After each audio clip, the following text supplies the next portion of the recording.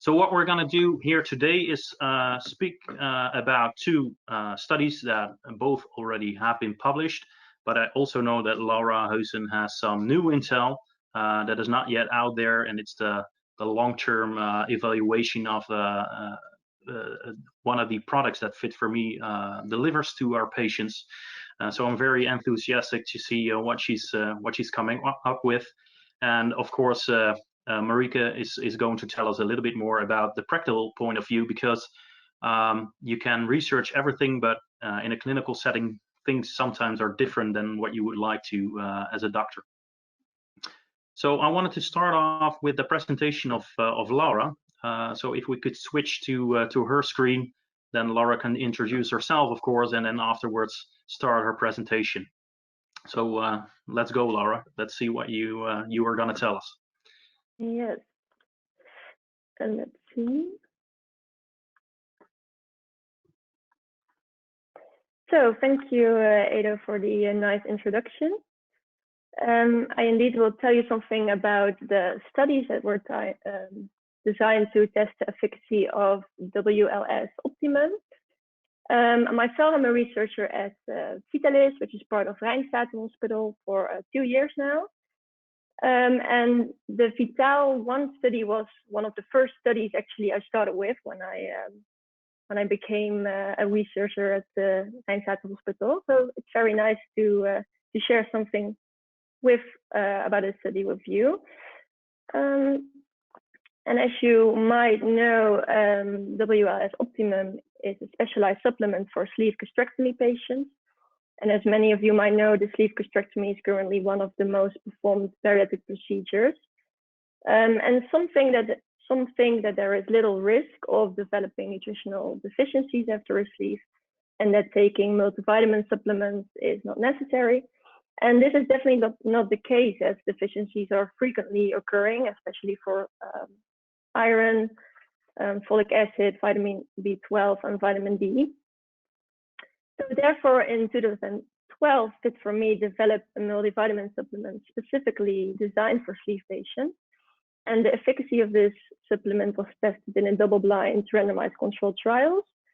And the results were published last November, and you see me as the first author, and Edo was also involved, of course.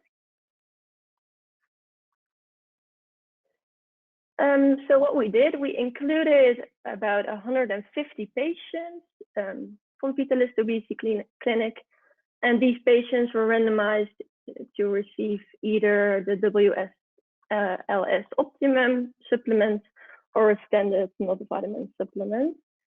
So 75 in each group. And what we also did is that we tested serum at baseline, and deficiencies at baseline were corrected. So we could really test the efficacy of the both multivitamin supplements. So thereafter, we tested the serum at 6 and 12 months of follow-up to see whether the specialized Optimum supplement perform better than a standard over-the-counter multivitamin supplement. So as you can see here, in comparison to the standard multivitamin supplement, the specialized Optimum supplement contains elevated doses of iron, folic acid, vitamin B12, vitamin D, and vitamin B1, and also of the zinc. So a big difference for some and a minor difference for others, but in at least most doses are elevated. So what we found over the 12-month study period is that in the Optimum group, less patients had anemia, and there were less elevated PDH levels. And what we also found, however, is that deficiencies for folic acid were more common in the Optimum group. However, when we excluded the patients who reported that they did not take the supplements, of course, that also happens, especially in our patient group. When we excluded these patients, this differences was no longer seen. So also important to mention is that in general, we found that 75% had one or more deficiencies. So this shows that using no supplementation, as some my belief is not necessary after sleeve gastrectomy, is definitely not an option. So we need to instruct our patients to take a multivitamin supplement. So from the results of this study, it was clear that the first WLS optimum supplement had to be improved to further optimize the content, and the extent to which both groups declined provided valuable information for this process, because based on the delta levels and the content of the both supplements, we could estimate the dose that was actually needed to prevent the decline in serum level. And I will not bother you with the details of this calculation, but in the end, we concluded that the newer version of WLS optimum should need more iron, more vitamin B12, more vitamin B1, and more zinc. And I will share the results of this improved version later on, but so far, we at least know that after a sleeve gastrectomy, deficiencies are occurring, and that our patients need to take a preventive multivitamin supplement. And now I would like to give the floor to Marieke, and she will share some of the longer term results of this supplement. Well, Marieke, I'm going to steal the floor of you for a short break in time. Thank you so much, Lara, for this first part. We'll be coming back to you after the presentation of Marieke, of course. But first of all, I wanted to make sure that everyone knows that on the right of your screen, on average, there's a box in which you can type your questions, either to Lara, Marieke, or myself. So don't hesitate to come up with questions, because we would like to have a nice discussion after, let's say, all three presentations. So come up with a number of questions so we can start that nice discussion also. So now the floor is all yours, Marieke. Thank you.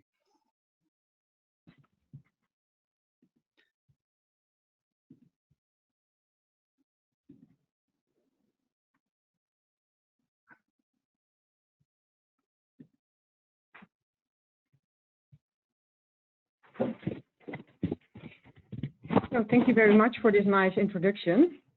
My name is Marieke Smelt. I'm working as a physician assistant, general surgery at Catharina Hospital in Eindhoven. And today I will talk about the results of the VITAL-3 study.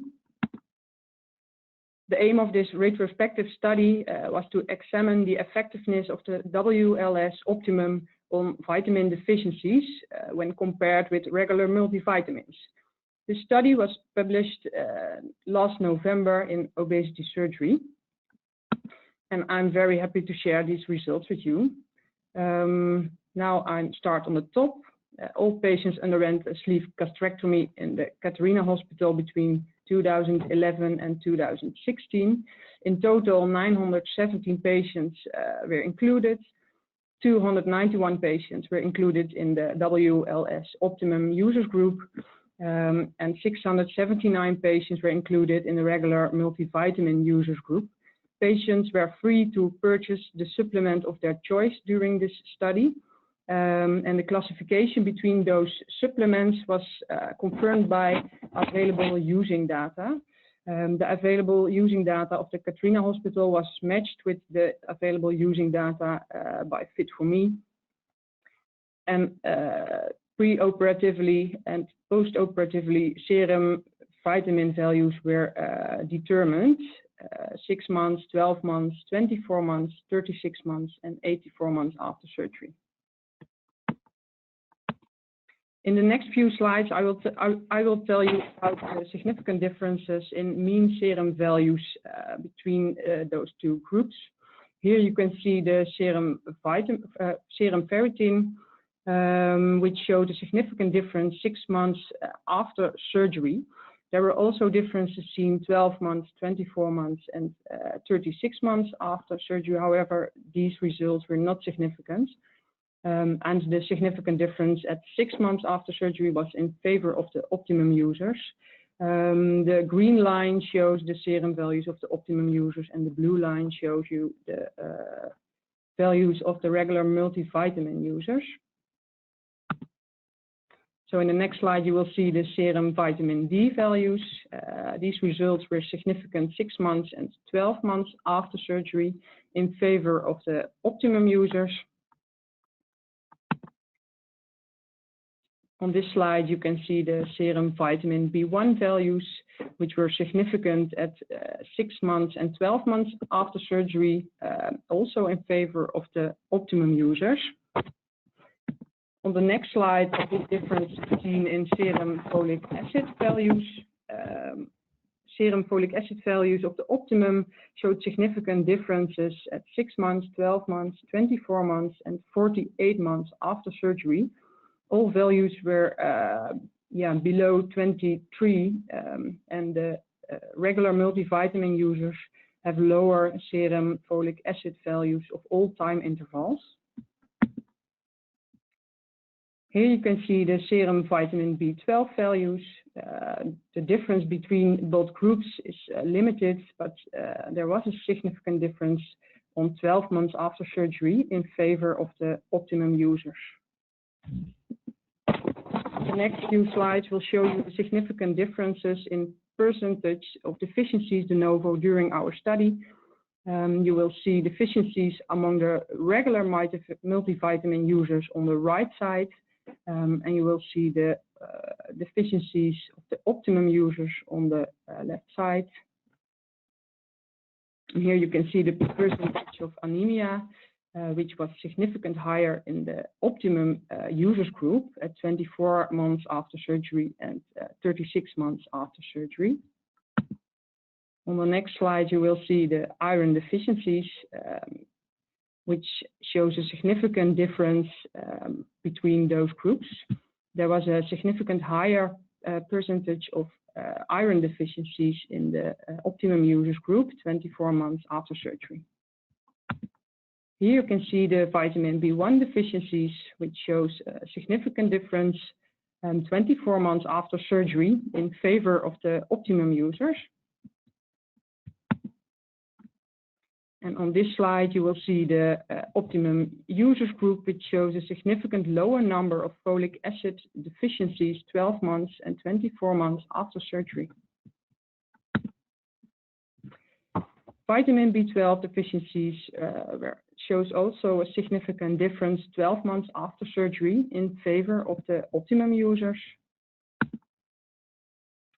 On the contrary, you can see that the percentage of hypervitaminosis vitamin B6 is higher in the optimum users group. There was a significant difference at 12 months and 24 months after surgery in favor of the regular multivitamin users.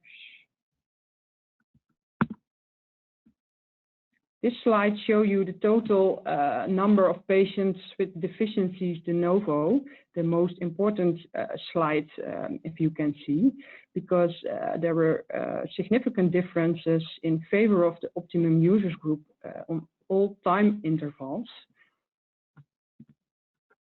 And the number of patients with vitamin deficiencies increases progressively over the years in both groups.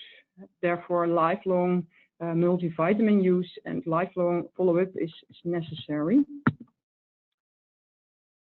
So regular multivitamin use leads to a higher number of total patients with a deficiency de novo, and WLS optimum use leads to higher serum ferritin, vitamin B1, vitamin B12, vitamin D, and folic acid values. It will also lead to less vitamin B1, vitamin B12, and folic acid deficiencies, but it leads to more iron deficiencies and a higher percentage of hypervitaminosis, vitamin B6. So study suggests that gastric sleeve patients could benefit from the specialized WLS optimum supplements, but the supplement needs adjustments for iron and vitamin B6. So Laura will talk about the adapted supplements in the next presentation. So again, it's good to know that this version, am I right, Marieke, is the first version that was on the market, and Laura is now going to tell us a little bit more about the current version, right? Yes, that's true. Okay.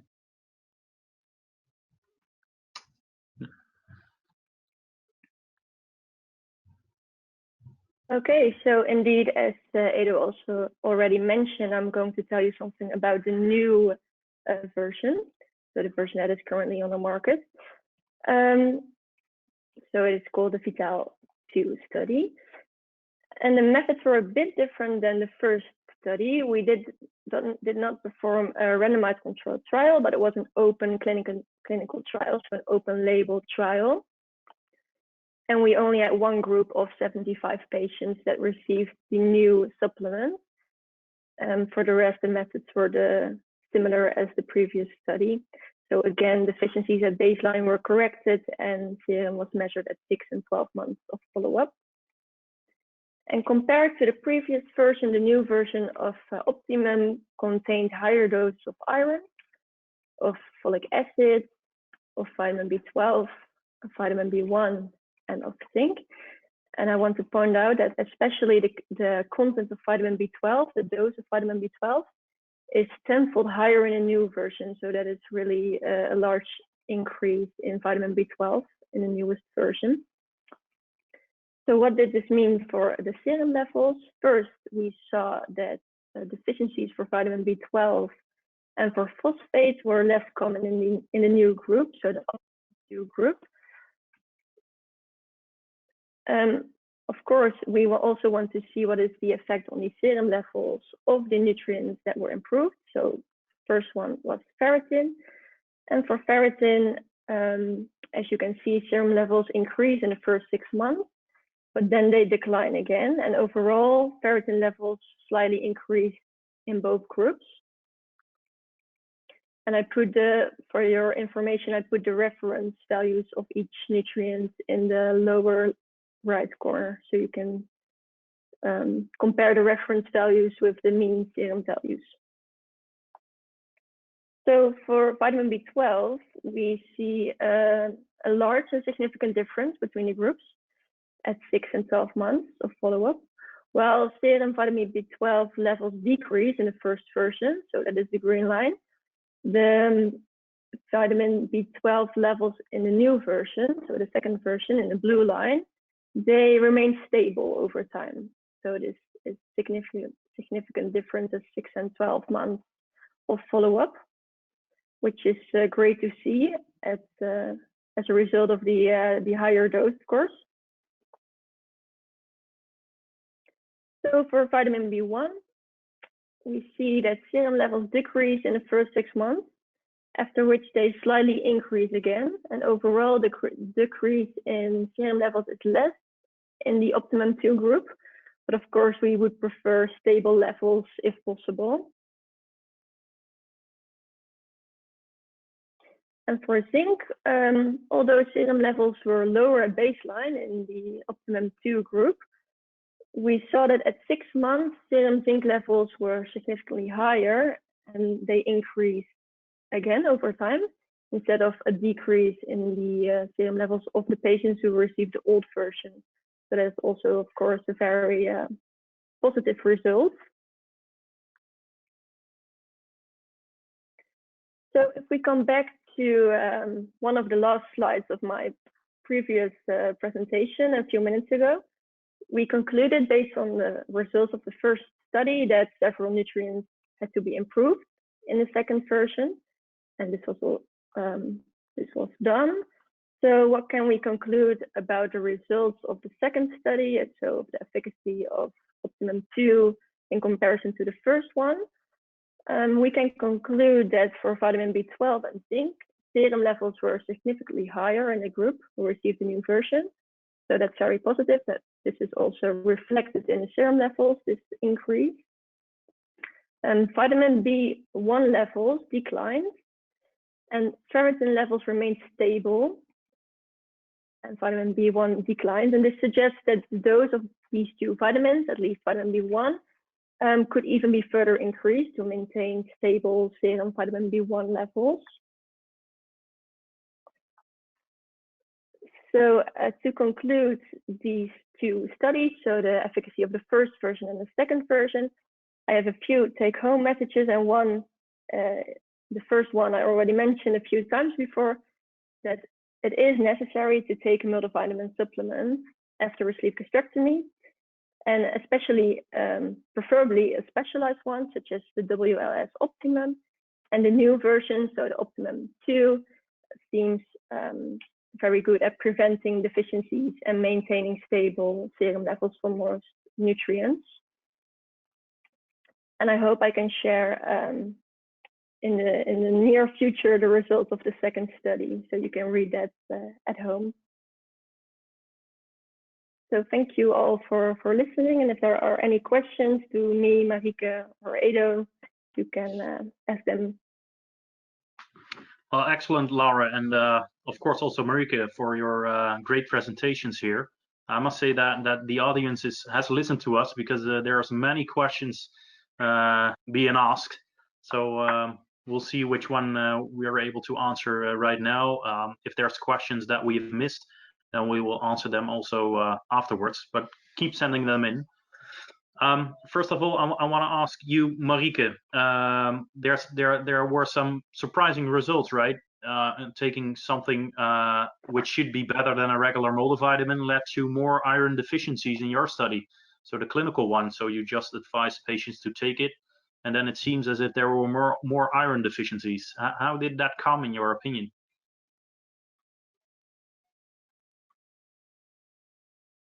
Can you hear me right now? Yes, we can. Thank you. Yeah, that's a difficult point because the multivitamins were adjusted, and the iron was shared from the multivitamin supplements during our study. So maybe that's the point which influences our results.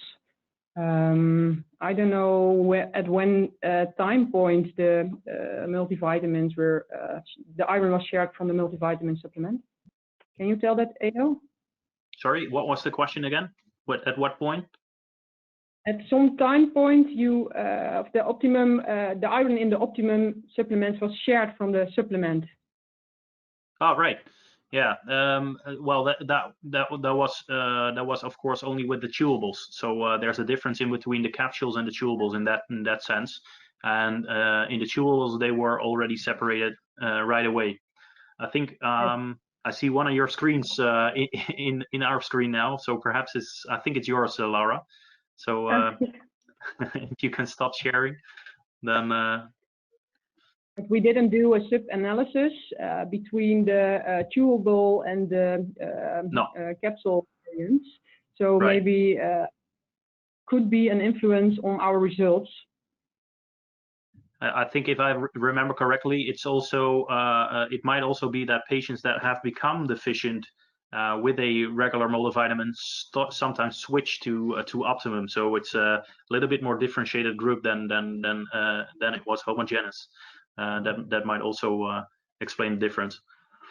But okay, as a clinician, Marieke, having to deal with these patients like on a daily basis, you might know the answer best to this question. The question is, at what time point do you say to patients you have to start using WLS Optimum? Is that before surgery already, or a few weeks after? How do you do that in your hospital?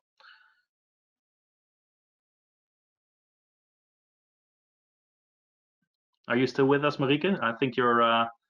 So otherwise, we'll switch to Laura. So same question to you, Laura. At what time point do you advise patients to start taking their Optimum multivitamins? Yeah, I know that in Eindhoven, I think Marieke is back. Or not? Yeah. I can share the what we do is that patients start approximately 2 weeks before surgery with the Optimum supplement in case of sleeve patients, so that any deficiencies before surgery are kind of treated already. Okay, that's a clear answer. Marieke, do you have a different approach, or do you do the same? So you start already before surgery? No, we start 2 weeks after surgery, and our basic advice is to start with the WLS Optimum supplements. But yeah, some patients don't want to use it because of the price or something, Right. and then we advise a regular multivitamin supplement. But yeah. So on average, there's a difference in between your two approaches. I don't think any of both is wrong, so to speak. But what's the reason to start 2 weeks after, Marieke? Is that because of nausea? The first 2 weeks, our patients use a liquid diet. So we want to start after 2 weeks when the patients go to another food patterns. And then we start also with the multivitamins. Right. Okay. Next question is for you, Laura. If you can mute your microphone, Marieke, then we don't have the go around sound. One other question is about the vitamin B12 results of you, Laura. You showed a very nice decrease when you go to 100 micrograms. But the question is actually, do you also additionally supplement vitamin B12 via the intramuscular route, so with injections, or do you, in your opinion, think that optimum only is sufficient? Yeah, that's a good question. In this case, we excluded all patients who were treated with intramuscular vitamin B12 after deficiency. So I cannot base my opinion on results of that. If you get, like, for example, maybe if you get hypervitaminosis, if you combine those two. But I think what the second version shows, at least in my graph, is that this is sufficient in most patients to avoid and prevent deficiencies.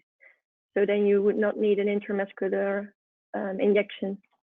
So if I'm correct, then you only treat patients with intramuscular or additional oral vitamin B12 once they become or almost are deficient. You don't use that as a primary strategy. So you don't combine. Okay.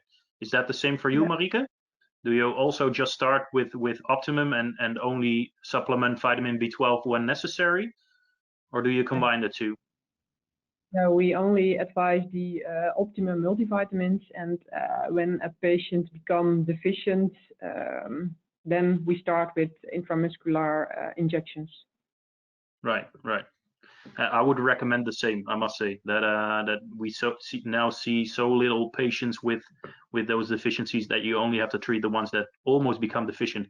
Because it's perhaps good to know that the strategy in the Netherlands is to supplement patients, at least I know that from the Rijnstadt Hospital, when you are below 200 nanomoles per liter. So it's you would really want to prevent those deficiencies. So you start earlier. I know that in the Catharina's Hospital it's perhaps a little bit different, but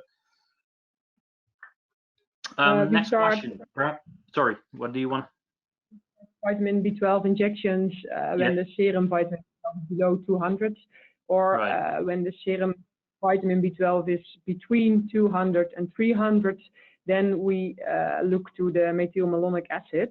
And if it's above 350 till 400, then we start injections also. Right. That's a clear answer. The next one is for you, Laura. I'm not sure by head, but one of the questions is when did the new version of Optimum got introduced for the regular patients? So not for the study, but when was it introduced? Ooh, that's a good question. I have an overview of this, but I don't know it by heart. I think it was, maybe Ingrid or Leonie can help me out. Maybe it was 2017.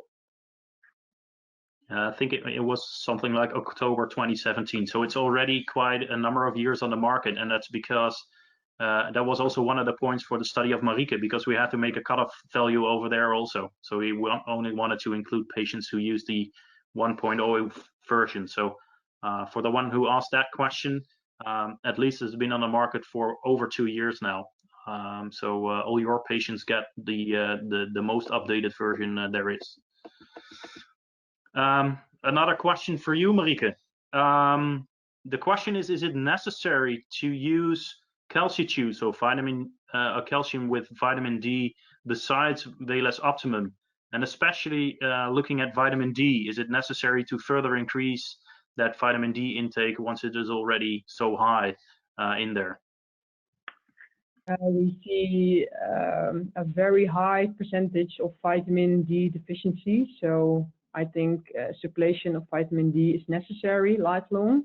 But in the new supplements, the vitamin D levels were improved very much. So I don't know what the best advice is at this moment, because the new supplements, yeah, we don't use them a long time, so that needs more follow-up to make a decision about that point. Right. So, but on average, if you see there's only 800 units of vitamin D in a calcium tube, then it's so little compared to what is in optimum. Yeah. So just as a clinician, my advice would be that it doesn't matter that there's a little bit more vitamin D in it. They actually, on average, need more than what is in Velus optimum. And of course, the calcium still is required, of course, in the long term also. So how many milligrams of calcium do you give? Twice a day, 500 milligrams or something, Marieke? Or do you 1,000 milligrams. Yeah. Okay. And we share the it same with you, Laura? Oh, sorry. But is it the same with you, Laura? Yeah, I think so. Yes. So the next question for you, Marieke, is it harmful to give Velus optimum in terms of vitamin B12 if you already have elevated levels, or do you think patients can still take optimum? I think the serum vitamin B12 parameter is not sufficient to say anything about it. There are a lot of discussions in the literature about it, but I think when the literature says that the failure rate of the vitamin B12 serum assay is high, 30%. So that's too high, in my opinion, to only look for the serum vitamin B12. So that's the reason why we used the methylmalonic acid assay as well. And I think that's more sufficient with a higher sensibility and specificity. Right. So, but even if you would take methylmalonic acid into account, and it still is quite high, I think that's relatively what the question is. Would you advise to keep on taking Velus optimum, or would you advise to stop for a moment? No, we advise to take the WLS optimum. Right. Well, in my opinion, the same. I know that the big discussion behind it is whether these patients might have some type of cancers. I know that in some countries, high levels of vitamin B12 specifically are used sometimes to diagnose certain types of cancer. I must say that the risks are so little that of course you have to look into where these high levels of vitamin B12 come from. But on average, you should still keep advising Velus optimum if you are unable to find any other substrate for the elevated vitamin B12 levels, because it's not all about the vitamin B12, it's all about all the other things that are also in the optimum. So in my opinion, you should exclude, of course, other reasons for the high vitamin B12, but still on average you will keep on saying to the patients that they should use optimum. Yeah. Let's say, oh, this is one for you again, Laura. The question is whether the patients in the Vital second study, so you have given us a nice update from, are they even followed up in time longer than this? Because you've shown a nice increase still in the amount of patients that have become deficient. But the question is just, can we expect more of you in the future? Yes, that's a good question. And of course, I only shared the 1 year results for now, but I can give you a little sneak peek that I do have the 2 and 3 years results already. And we see the trend of the increase in serum levels of the new version. We see this trend continuing over the 2 and 3 years of follow-up. And in the 2 and 3 years of follow-up, we, the same as Marieke did, we compared it also with the standard multivitamin supplements. with the previous version of Optimum and also with non-users. And what I can also say is that not using a supplement is again not an option because they are lowest at every nutrient. So that will come. Indeed. Good.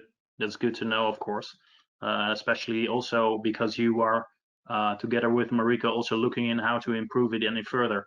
And I must say that it's good to have that last overview you had, in which you show that vitamin B12 and zinc seem to be okay, but still there's a small increase necessary in vitamin B1. So how much do you think it should be increased? Is because the international guidelines tell us to do 10 milligrams, but it's now 2.75. Do we have to go to that 10, or is it less? Yeah, it is. I think it is way less than the 10 in the guidelines, because when I did not include it in the presentation, but when I only include the patients who are compliant, so who take the supplements on a daily basis, the decrease in vitamin B1 is very minor. Right. So maybe it should be slightly increased, but not to the levels of 10. Definitely not. No. Okay. So that seems to be a little bit overdue. Right. Yeah. Okay, this one I'm gonna answer myself, because the question is, so the effect of WLS 2.0 versions are better, but has cost effectiveness also been taken into account? Of course, we know there's a cost effectiveness study of the product for the gastric bypass, so for the Forte product. This has not been done for the WLS 2.0 still, perhaps a good idea for the future. But the question actually is, have production costs increased? Well, I can tell you that the minor adjustments that have been made did not increase the cost at all. The things that had to be increased were vitamin B12, which is relatively not so expensive, as some of the other content in there. So the second question here is, are patients now paying more for the supplement? The answer is no. Let me see. Okay. Question for you, Marieke. For sleeve patients, how do you recommend the vitamin intake 2, 3, 5 years or lifelong? I think you already answered that one, but give us one more update on what you think, how long these patients should take multivitamins. So you have to put your microphone on. Sorry, we cannot hear you, Marieke. Can you hear me right now? Yeah. I think the percentage of vitamin deficiencies after a sleeve gastrectomy is highly underestimated. And I think that multivitamin use is necessary for lifelong, not for only a period of 4 to 5 years, but lifelong is necessary. Okay, so let's start a small discussion there, because especially from France, we see a number of clinics. Good to know that in France, the #1 OR is of course the gastric sleeve since many years. Most of the literature coming from France says 3 months, 1 year. How come that there's such a difference in between those recommendations and the ones we're actually giving here? Do you have any clue there, Marieke? I don't know why that's so big difference between that country and the Netherlands, but I have no idea. So all we can say, of course, is that we do find so many deficiencies. And might that have to do, Laura, with the way we're testing, because we're quite strict in our follow-up, of course? Is it the same as Trump says with the COVID screening, that if you test more, you find more, or what is your opinion there? Yeah, that could be the case, but I think for these patients, it is not less is more, because we want to know how serum levels are of the several nutrients, and so we have to measure them, and then of course we have to act accurately upon any deficiencies. So I think in the Netherlands, this may, we measure a lot, but I don't think it's unnecessary, in my opinion. Right. So there's another point, of course, that is what you're measuring is what you have. So, but the second is it clinically relevant?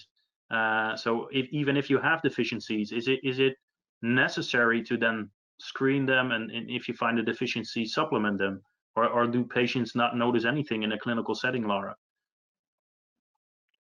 Well, that depends on which nutrient is deficient. And of course, for some nutrients, I also hear stories from patients that they don't use a supplement, and I think everyone knows one of these patients that never has any deficiencies, despite not using any supplements.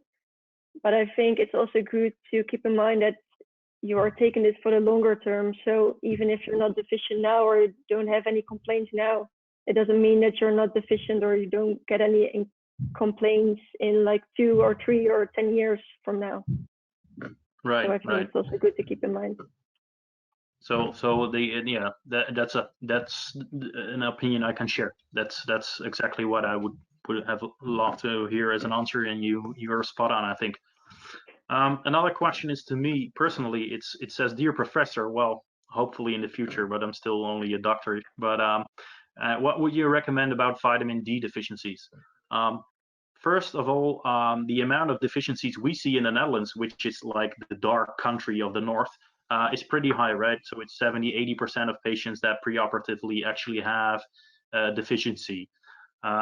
What we actually do is, and you can look that up or otherwise ask me personally, we made a calculation method which has been published in 2010 in the European Journal of Internal Medicine, which calculates actually based on the current weight of the patient what you should supplement your vitamin D with. So it's done with cholecalciferol. It's a liquid which tastes like anise, and with that you get all your patients in the right range. So of course the first strategy is to have them at the right level, and then look at how they are doing afterwards with optimum after the surgery. But if they keep dropping down, you should use the same formula to actually supplement these patients. And don't be scared about the amounts that you have to give, because on average it's, let's say, 1 milliliter a month for a regular person, but for these morbid obese patients it's sometimes 3 or 4 milliliters a month, just to keep them in a good range. So don't be fooled by the outcome of that formula. It's sometimes pretty high to get them in the right direction. Question to you, Marieke. In my experience as a dietitian, I sometimes hear that patients have a higher compliance with cheaper supplements than with fit-for-me vitamins. Has this been taken into account? So the question is to you, how to cope with patients that use cheaper, let's say, not worse, but cheaper supplements. Do you see a larger compliance there? We see an overall low compliance, but yeah, there's a little difference in optimum and the regular multivitamins for patients who make too high costs by themselves. In some cases that could be a point to have a lower compliance, but the compliance is bad overall. So right. I think price don't make a big difference. What is your opinion on that, Laura? Yeah, I know for the RCT, we also took compliance into account, and we saw that after 12 months, only 60% still took the multivitamins, the assigned multivitamins. So they were provided free of charge, and still there are some patients that just don't take them. But there was no difference between the optimum supplement or the standard multivitamin supplements. In both groups, compliance was equally good or bad, in which case you see it. Yeah, what we notice is often that people compare one, let's say, tablet or capsule per day versus one tablet or capsule per day. And for many of the supplements, you have to use 2 regular multivitamins. So you have to actually multiply the cost by 2, and then in total it doesn't really matter the cost difference. So yes, it has been taken into account is the answer, But on average, in the Netherlands, we don't see that many people actually switching because of costs.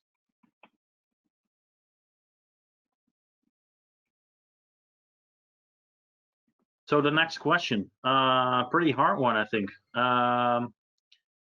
What is perhaps you can answer this one, Laura. The question is, what is the difference in deficiencies between WLS Optimum from Fit for Me and other vitamins? Well, yeah, it's a completely different product. So I don't know if you can compare the results of the Optimum to for example, for the bypass, the fourth one. But I know that WS fourth, so for the bypass, has other doses, for example, for vitamin B12 and for iron and for zinc. So what I think they mean is what is the difference between WLS Optimum from Fit for Me and other companies? What the differences in outcomes? Oh, yeah, that's a good question. Do you recall any studies being done by competitors? No, not that I know.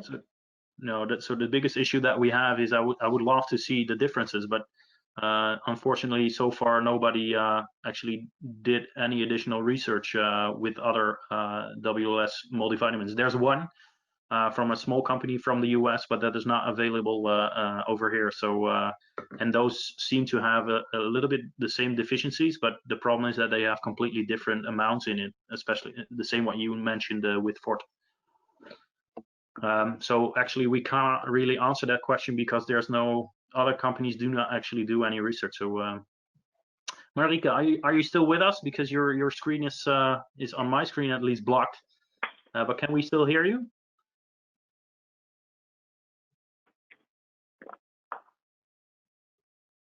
So if Marieke is still here, then please let us know. But I can't see. Okay. So the next question for you also, Laura, is it must be somebody from Germany. So welcome. So the question in German is with which standard multivitamin was the study compared to? So you have the Optimum 1.0 and 2.0, but what was the standard multivitamin used? It was comparable to the content of the vitamin, if I say it correctly. That's true, right? Yeah. And but perhaps good to mention that actually the same basic ground materials were used and the same capsule, right? So it's all the same material. The only thing different was the content.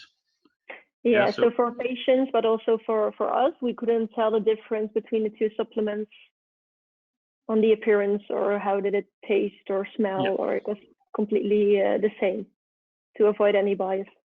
Right. So there was a question for Marieke especially, so I hope she will drop in, but I know probably the answer to the question. So this question is to Marieke, but I'm gonna answer it. So the question is, why do you recommend a liquid diet for 2 weeks after surgery? Well, that's because many people after sleeve surgery have a hard time, of course, eating chewable foods. And to recover them, I know that in the Catharina Hospital, they advise a liquid diet to make it a little bit more easier to get through these first 2 weeks. It is not something we recommend in general in the Netherlands. So some hospitals do this and some others don't.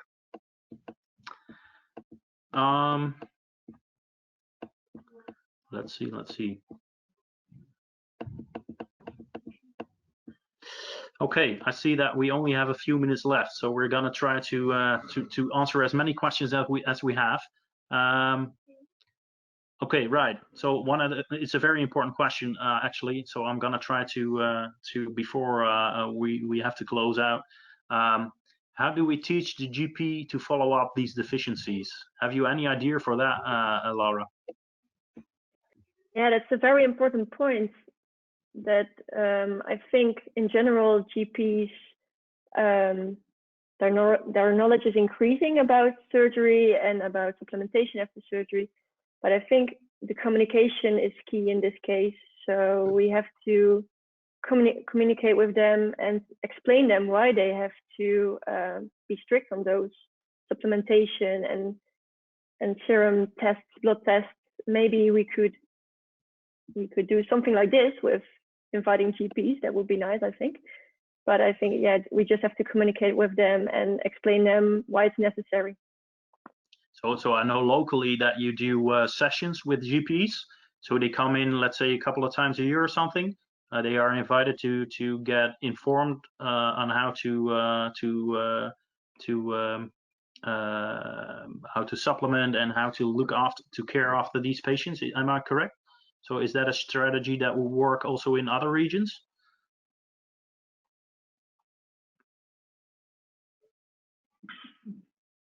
Did you hear the question, Laura, or not? Yeah, was it a question to me? I'm sorry. Oh, yeah. I know that in the Rijnstadt Hospital where you work, they do local sessions with GPs to inform them about aftercare. Is that something that might be recommendable for other hospitals as well to improve that aftercare? Yeah, I think so. I think that in this case also face-to-face communication works way better than just write them a general letter with the recommendations for supplementation. But also maybe like nationwide, we should organize such a session. But that's maybe a bit harder. But I think face-to-face sessions are more effective than guidelines or sharing them with emails and letters. Excellent. So I think you can only fully agree. I see that Marieke is again with us. So I asked Laura the question on how you keep the GPs involved. Do you have any additional thoughts on that besides organizing GP sessions? No, I think the GP sessions are very important because the follow-up in our center is in the first year is a few times a year, but then the appointments are yearly, and I think that's not enough for this patient category. So I think the general practitioner could be helpful to see those patients more frequently. Because there are many other things why the compliance is not optimal. It's not only the supplement by themselves, but also the patient-doctor relationship, the amounts of tablets a day, psychological problems. There are so many things which could influence the patient's compliance. So I think that's the most important thing to improve our results. Right.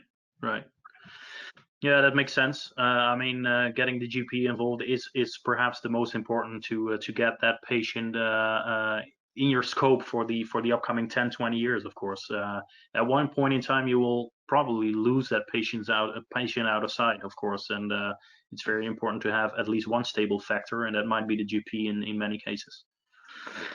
The next question is about something we're looking into very closely, and that's about nausea. Somebody asked us, I've read that many patients experience nausea when consuming WLS products perhaps because of the high nutrient levels in the supplement.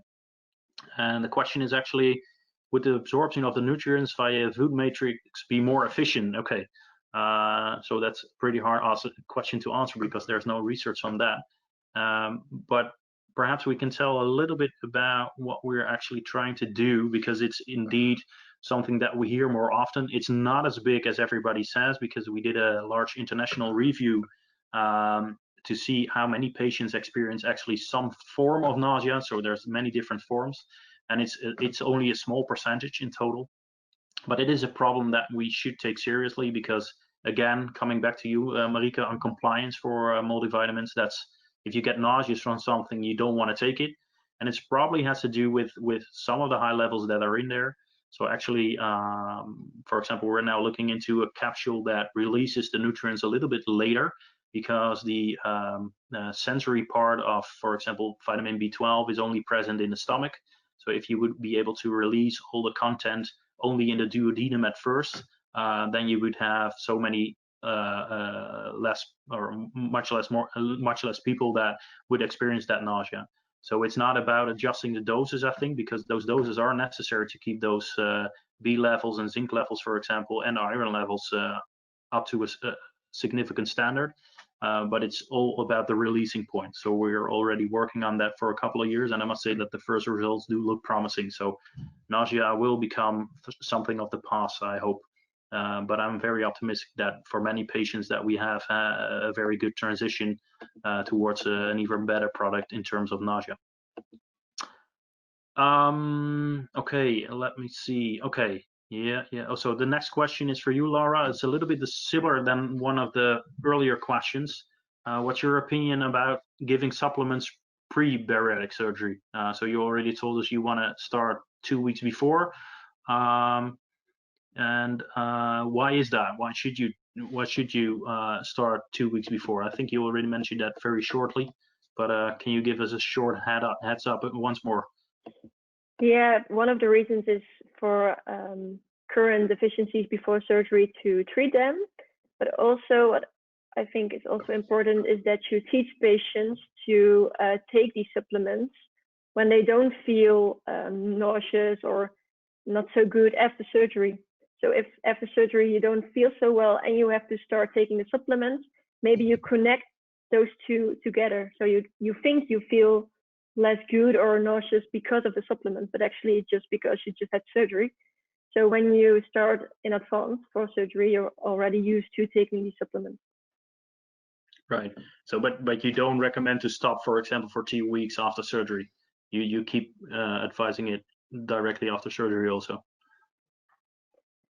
Well, I'm not the healthcare professional in this case, so I don't know what they actually advise, but I can imagine that if someone is really nauseous, they advise them to stop for a few days and try again later.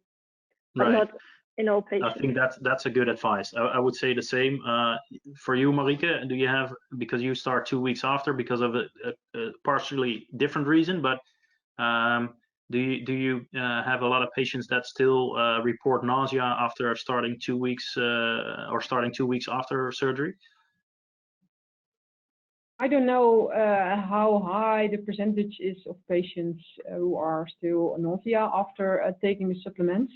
At this moment, we're going to start a trial to see what's the difference between the regular multivitamin users and the WLS multivitamin users, because we don't have the right answer at the moment. But I think it depends on different factors like how take the patients their supplements, when take the patient their supplements, because I think it's different when you take it in the morning or you take it after a dinner. So I think there are many factors who could influence this point.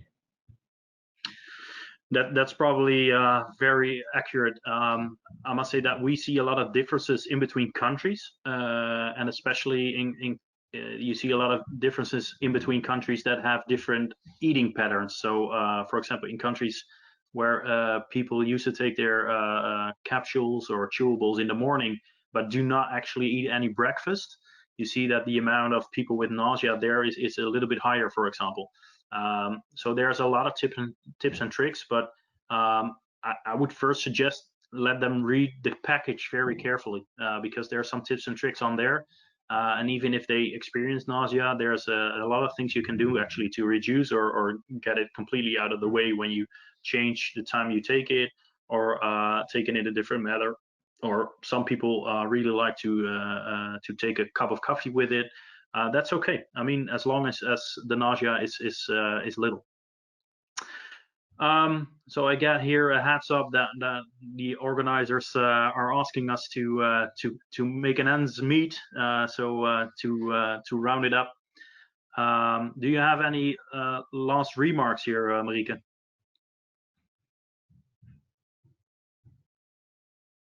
I think we need to go further with many research to improve the optimum supplements further to make the best supplements for our patient target groups. Excellent. I don't have to add anything towards that, but perhaps Laura has a closing remark. Nothing. No, the only closing remark is use a supplement. Which is, yeah, okay. well, at least use something, right? So not using a multivitamin is terrible already, and in our opinion, of course, Optimize is better. Of course, I want to thank you both for attending and giving you all your knowledge and giving all the knowledge to the very many international attendees that we've had. We have had very many. We had to extend the amount that could get into the session during the session itself, so that's a good thing.